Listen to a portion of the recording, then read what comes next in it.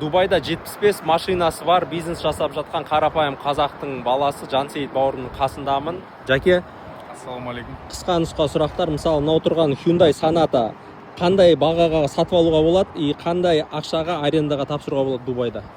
Қазіргі таңда 60 мың дирхамға сатып алуға болады бұны. Біз айына тапсыратын болсақ, осы машинаны 4 мың дирхамға тапсырамыз дәл қазіргі таңда. Қандай уақытта бұл ақтайды сонда? Бұл машина максимум 2 жылда өзін ақтап шығарады. В основном туристер ала ма, экспаттар ала ма осы жерде тұратын? Бұндай машиналарды экспаттар алады. Мысалы, мынау тұрған кабриолет, бұны қаншаға алса болады и қаншаға тапсырса болады?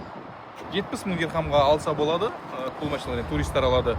7 мың дирхамға дейін ай сайын ақша табуға болады. Қанша жылда ақтайды бұл машина өз-өзі? Енді бұндай машиналар өте тез ақтайды өзін. Бізде болған өзіміздің историяда 1 жылға дейін өзін ақтап шыққан камераларда болды. 1 жылда машина ақталады, ары қарай табыс қалтаңа түсе ма сонда? Иә, әрине. Примерно қандай суммада инвесторлер кіре алады сендермен жұмыс істеуге? Минимально 50 мың доллардан бастап инвесторлар кіре алады бізбен бірге дәл осылай жұмыс істеуге. Қандай дивиденд алып отырады? Маржасы қандай болады? Таза оларға түсетін. Екі түрлі дивидендтің түрі бар. Ол фиксированный 20%-ға дейін ай сайын без рисков, ешқандай ештеңені уайымдамайды, машина тапсырыла ма, тапсырылмай ма. Және екінші түрі 70-30. Машина қанша ақша тапты, айына соның 70-30%-ын біз бөлісеміз. 70% инвесторға, 30% бізге за управление. Машина кімнің атына жазылады алған кезде?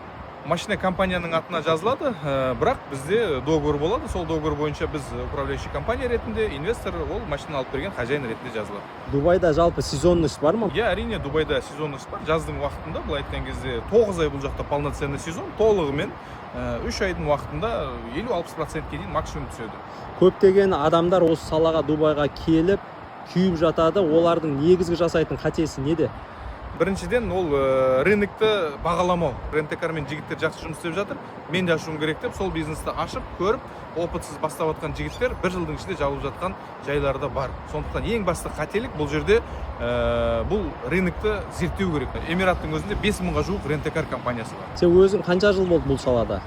4 жыл болды осы салада жұмыс істеп жатқаныма. Құдайға шүкір, бізде барлығы жақсы, жұмысымыз жүріп жатыр. Қанша машинамен бастадың? Ең басында біз 8 машина алдық. Қазіргі таңда енді инвесторлармен бірігіп 75 машинаға шейін жеткіздік. Достар, бұндай ашық сұрақтарға көп адам жауап бере бермейді. Жансейіт, Алла разы болсын, өте әдемі түрде сандармен жауап беріп тастадың.